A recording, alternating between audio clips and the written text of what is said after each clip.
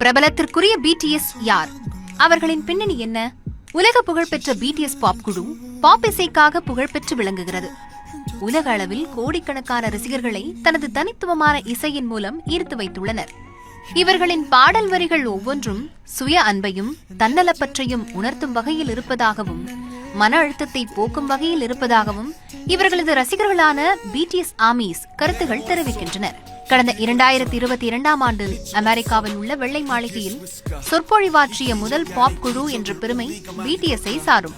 வெள்ளை மாளிகையில் நடைபெற்ற சொற்பொழிவில் குழு தலைவரான RM, "No matter who you are, where you are from, your skin color, your gender identity, just speak yourself" எனும் உணர்ச்சிகரமான கருத்தை பதிவிட்டார். இளைஞர்களை ஊக்குவிக்கும் விதமாக பாடல்களும் அவற்றின் வரிகளும் அமைந்துள்ளது என முன்னாள் அமெரிக்க அதிபர் ஜோ பைடனை ஆதரித்தது இன்னும் தனிச்சிறப்பை சேர்க்கும் வகையில் இருந்தது.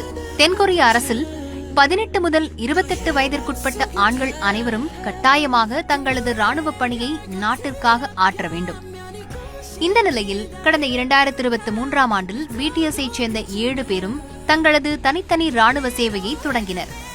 சுமார் 1.5 ஆண்டுகளுக்கு பிறகு தங்களது ராணுவ சேவையை முடித்துவிட்டு நாடு திரும்பினர். கடந்த 10ஆம் தேதி பாப் குழுவின் தலைவரான RM மற்றும் வியும் வெற்றிகரமாக பணி நிறைவடைந்து வந்துள்ளனர். இவர்களுக்கு நாட்டு மக்களும் அவர்களது ரசிகர்களும் கோலாகலமான வரவேற்பை அளித்தனர். ஹென் மற்றும் ஹோப் இருவரும் முன்னரே ராணுவ பணியை முடித்து திரும்பிய நிலையில் மற்ற 3 பேரான ஜங்குக், சுகா, ஹிமென் தனது பணியை வெகு விரைவில் முடித்து திரும்புவார்கள் என ஆர்மிகளால் எதிர்பார்க்கப்படுகிறது.